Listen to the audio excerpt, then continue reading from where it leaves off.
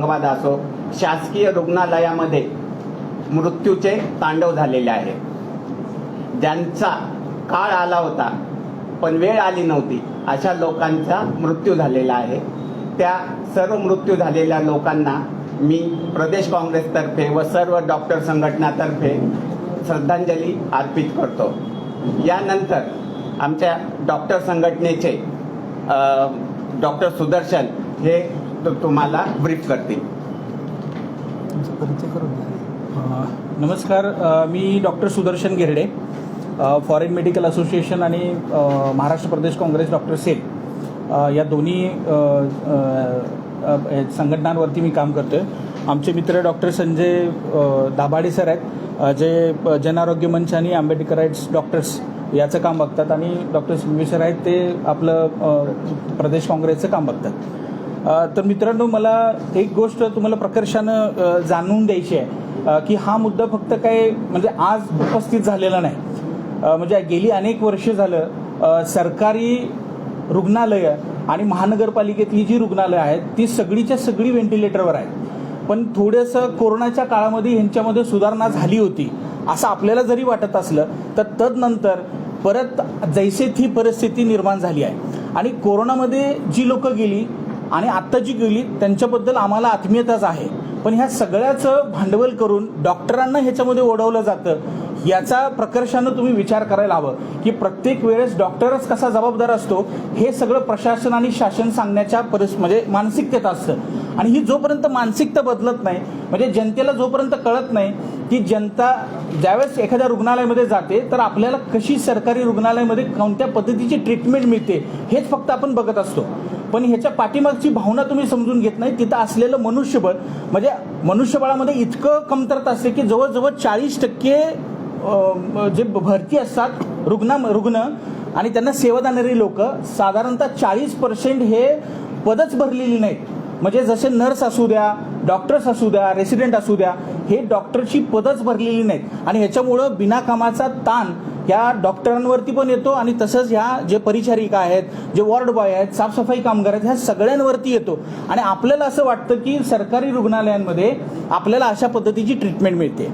Basically आपण जर बघायला गेलो तर नांदेडमधली घटना व्हायच्या अगोदर सुद्धा माननीय एकनाथ शिंदे यांच्या मतदारसंघामध्ये कळव्यामध्ये जे छत्रपती शिवाजी रुग्णालय आहे, मोठं रुग्णालय आहे, तिथं जवळजवळ 18 लोकांचा मृत्यू झाला होता.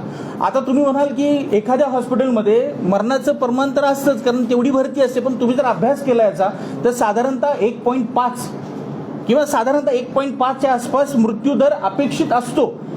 कारण का की सरकारी दवाखान्यामध्ये येणारे रुग्ण हे थोडक्या प्रमाणामध्ये थोडे सिरियस असतात वगैरे. पण हे वाचवण्याची सिस्टीम उभार करणं हे जर प्रशासनाचं काम नाही तर कुणाचं काम आहे? सरकारचंच काम आहे. म्हणजे ती कुठलीही सरकार असू द्या, असं नाही की फक्त हे सरकार आहे म्हणून. पण जे आरोग्यमंत्री माननीय तानाजी सावंत यांना जर अजून पण ससूनमध्ये गेल्यानंतर हाफकिन कोण आहे असा प्रश्न जर विचारत असतील तर मला वाटतं की हे दुःखद आहे एका आरोग्यमंत्र्यासाठी.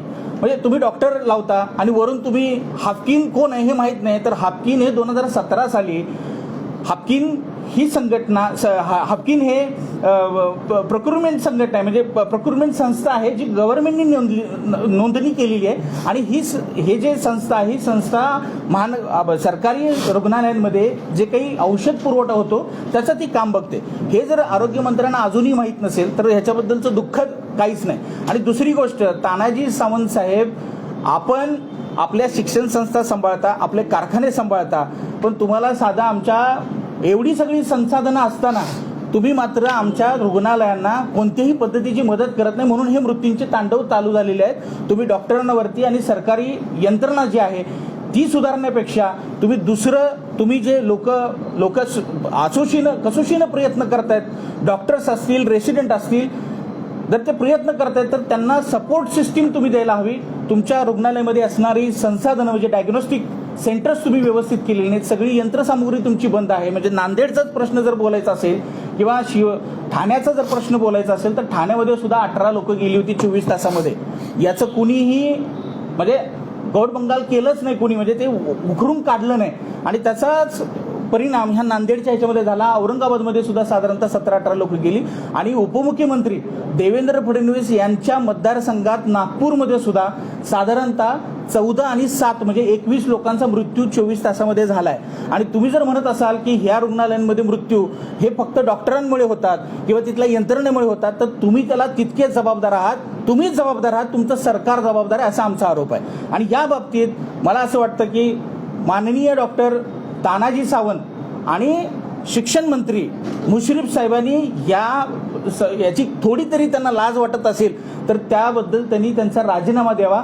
ह्या संघटना एक संघटना नाही, आमच्या 8-9 संघटना आहेत. महाराष्ट्र डॉक्टर्स कोऑर्डिनेशन कमिटीच्या मार्फत आम्ही ही मागणी करतोय.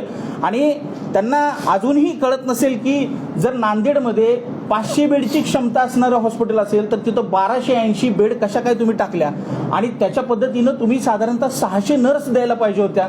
त्या नर्स सुद्धा दिल्या नाहीत. म्हणजे 500 बेडची संस्था ह्या असेल तर 600 नर्स असायला पाहिजे 3 ड्युट्यांमध्ये. तसं न करता तुम्ही 1280 पेशंट भरताच कसे आणि 1280 मध्ये सुद्धा 1500 रुग्ण ऑफिशियल माहिती आहे आमच्याकडे 1500 रुग्ण उपलब्ध आहे म्हणून तुम्ही सांगताय. मग हे कुठून कसं काय येतं तुम्हाला? म्हणजे एखाद्या रुग्णालयाची कॅपॅसिटी जर वाढवायची असेल, आजूबाजूला भली फ्लोच असेल, तुम्ही म्हणताय गणेश उत्सव होता, तुम्ही म्हणताय ते कोणते भरपूर सण झाले आणि त्या सणामुळं सगळे डॉक्टर्स प्रायव्हेट डॉक्टर्स म्हणजे नव्हते आणि म्हणून हे सगळा फ्लो इथं आला असं नाही आहे. हे बऱ्याच दिवसापासून वर्षापासून मला वाटतं की हे चालू आहे. आणि ज्यांच्या हातामध्ये शिक्षण संस्था आणि कारखाना सांभाळण्याची क्षमता आहे तिथं आरोग्य यंत्रणा व्हेंटिलेटरवर ठेवली आहे. आणि म्हणून त्यांनी सुरुवातीला मी त्यांची मागणी करतो की त्यांनी त्यांचा राजीनामा द्यावा. दुसरी गोष्ट, हेमंत पाटील यांनी याच्या अगोदर सुद्धा त्यांनी स्वतः म्हणलंय की खासदार हेमंत पाटील हे सुद्धा मुजुरीची भाषा जर डॉक्टरांबरोबर करत असतील तर हे सुद्धा अतिशय म्हणजे वाईट प्रकरण. मला वाटतं की एका आदिवासी समाजातल्या माणसाला किंवा एक अधिष्ठाता डीन म्हणून समाजावर जर बोलायचं असेल तर तो वेगळा विषय आहे, पण तरी सुद्धा एक अधिष्ठाता जो डीन माणूस आहे जो प्रभारी आहे तिथं प्रभारी गेली अनेक वर्ष झालं प्रभारीच काम करतोय. म्हणजे रंगीत खुर्ची चालू आहे सगळी. आणि त्याच्यामुळं त्यांच्यावर आलेला ताण आणि तुम्ही जर त्यांच्यापासून संडास वगैरे साफ करून घेत असाल तर एक डॉक्टर ज्यांनी 25-30 वर्ष त्याच्या आयुष्यातली घालवली असेल, 30 वर्ष सेवा दिली आहे तुमच्यासाठी आणि त्या माणसाला एका वरिष्ठ माणसाला तुम्ही जर संडास साफ करायला लावत असेल तर त्याच्याविषयी कृतज्ञ असलंच पाहिजे. आणि त्याचा आम्ही निषेध करतो. आणि खासदार हेमंत पाटलांनी सुद्धा आपल्या राजीनामा किंवा त्यांनी त्यांनी खासदारकी रद्द व्हायला पाहिजे या गोष्टींवरती अशी आम्ही मागणी करतोय. इथून पुढचा sir Sanjay Dabhade sir continue करतील. एक प्रश्न असेल तर मग विचारा. प्रश्न doctor Sudarshan Girde, doctor Sanjay Dabhade, Santosh Shingvi sir. Doctor Santosh Shingvi sir. Doctor Sanjay Dabhade, Jan Arogya मंच. 2 मुद्दे फक्त मांडतो कारण बरंच गेले 8 दिवस संपूर्ण महाराष्ट्र आरोग्याच्या सगळ्या याच्यानी प्रसिद्धी माध्यमं आणि सगळं सरकार त्या दिशेनं आपलं काम करताना दिसतंय. आता मुद्दा असा आहे की 2 मुद्दे आहेत की आरोग्यावरचा जो खर्च आहे, राष्ट्रीय आरोग्य धोरण 2017ला तयार झालं. राष्ट्रीय आरोग्य धोरणामध्ये अशी तरतूद करण्यात आलेली, असं लिहिण्यात आलेलं आहे हे राष्ट्रीय धोरण आहे आरोग्याचं, की आरोग्यावरचा जो खर्च आहे, जे सकल घरेलू उत्पादन आहे त्याच्या 2.5% आम्ही 2025 सालापर्यंत जाऊ. सध्याचा जो सकल घरेलू उत्पादनाचा प्रमाणात आरोग्यावरचा जो खर्च आहे राज्य आणि केंद्राचा मिळून तो 1च्या आसपास आहे, 1% ऑफ GDP. 2025 पर्यंत तुम्ही केंद्र सरकारने नरेंद्र मोदींनी सांगितलं होतं की आम्ही 2.5 पर्यंत नेऊ. आत्ता आहे 2023, अवघी 2 वर्ष राहिलेली आहेत आणि त्या दिशेनं कोणतंही पाऊल टाकताना 2.5% दिशेने जाताना जराही आपण दिसत नाही आहोत. तर मुख्य जी गडबड आहे म्हणजे व्हॅकन्सीज जे आहेत आहे, म्हणजे एकीकडे तुम्ही 25 मेडिकल कॉलेजेस महाराष्ट्रामध्ये उभी केली. गेल्या काही दिवसांमध्ये वर्षांमध्ये मेडिकल कॉलेजचं प्रमाण वाढलं परंतु स्टाफ मात्र नवीन भरला नाही. मग तो जे मेडिकल कॉलेजचे जे टीचर्स असतात, डॉक्टर असतात ते असतील किंवा जो पॅरामेडिकल महाराष्ट्रामधलं जर बघितलं आपण तर 2021 साली आरोग्यावरचं बजेट 5.09% होतं एकूण तरतुदीच्या, एकूण जो अर्थसंकल्प होता त्याच्या, आणि तो 2023ला तो 4.01 झाला. म्हणजे गरज आणि मागणी वाढत असताना तुम्ही आरोग्यावरचा खर्च वाढवण्याच्या ऐवजी कमी करताय. तुमच्या नॅशनल हेल्थ पॉलिसीमध्ये तुम्ही पुढे जाण्याचा उल्लेख करताय आणि तुम्ही वस्तुतः राज्य सरकार मात्र कमी करतंय. काल जेव्हा बॉम्बे हायकोर्टाने सरकारचे कान टोचले तेव्हा सरकार काल म्हटलं की आम्ही हे कोर्टाने निदर्शनास आणून दिले आहे. म्हणजे जे कोर्टाने जे अमिकस क्युरी जे नेमले होते, म्हणजे न्यायालयाला या विषयावर मदत करणारे जे एक विशिष्ट वकील आहेत, त्यांनी हा मुद्दा उपस्थित केला.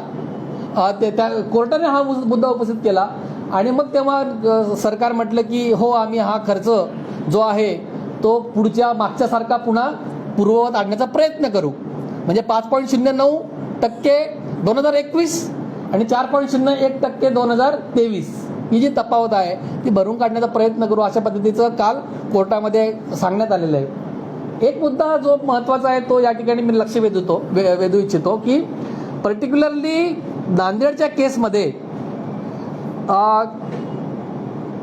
ज्या एका कुटुंबाचं 2 नातेवाईक त्याच्यामध्ये गेले, आई महिला आणि त्याचं बाळ, तर त्यांचा आरोप याच्यामध्ये असा होता की त्यांना बाहेरून म्हणजे जी काही सर्जरी एकूण जी झाली, जे काही सगळं हॉस्पिटलमध्ये जो काही खर्च होत होता त्याच्यामधला बराचसा खर्च हा बाहेरून औषधं आणण्यासाठी गेला. बाहेरून औषधं आणायला लावली, बाहेरून काही वस्तू आणायला लावण्यात आल्या ऑपरेशनसाठी. तर तो मुद्दा राहून जातोय, म्हणून मी कृपया आपलं त्या एका विशिष्ट मुद्द्याकडे लक्ष वेधू इच्छितो की बाहेरून तुम्ही औषधं आणायला लावतायत, ही वस्तुस्थिती आहे. ही वस्तुस्थिती आहे. तुम्ही ससूनमध्ये पण जर बघितलं तर बाहेरून औषधं आणायला लावतात एखाद्या विशिष्ट प्रोसिजरसाठी. आता सरकार मात्र हात वर करताना दिसतंय. सरकार हात वर करतंय. 2010 सालचा GR आहे महाराष्ट्र सरकारचा. कृपया मी तुम्हाला विनंती करतो की या मुद्द्याकडे आपण हा मुद्दा आपण हायलाईट करावा, तो शासनाच्या आणि जनतेसमोर आणावा. 30 डिसेंबर 2010चा महाराष्ट्र शासनाचा GR आहे आणि त्या GR मध्ये शासनाने असं मेन्शन केलेलं आहे, हा GR आहे शासकीय वैद्यकीय दंत महाविद्यालयांशी संलग्नित रुग्णालयातील औषधोपचारासाठी तसेच निरनिराळ्या वैद्यकीय सुविधांसाठी आकारण्यात येणाऱ्या शुल्क दरामध्ये वाढ करण्याबाबत हा तो GR आहे 30 डिसेंबर 2010चा.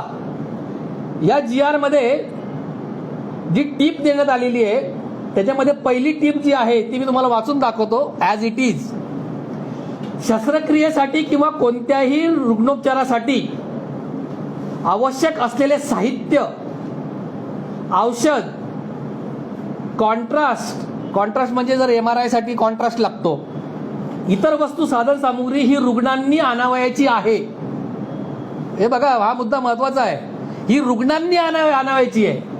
सरकारी हॉस्पिटल ते देणार नाहीये, हे शासनाच्या GR मध्ये मेन्शन आहे. वरील शुल्क दरात त्याचा समावेश नाही. जो त्यांनी शुल्क दर मेन्शन केलेला त्याच्यामध्ये समावेश नाही.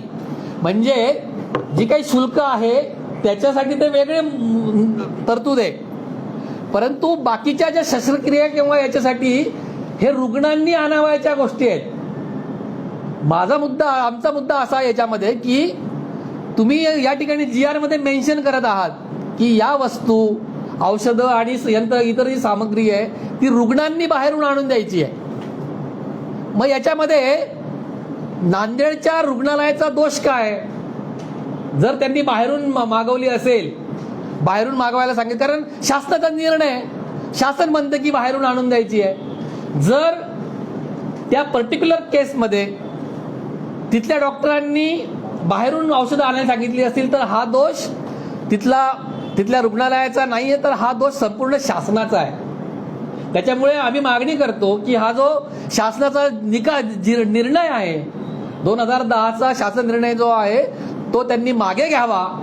संपूर्ण म्हणजे जे काही दरवाढ आहे, एकूण दर तुम्ही चार्जेस घेतात ते घेणे बंद करावेत. जो कोणी रुग्ण शासकीय हॉस्पिटलमध्ये येतो त्याला तुम्ही पूर्णतः निःशुल्क त्याची संपूर्ण सेवा दिली पाहिजे, मागे घेतला पाहिजे, जेणेकरून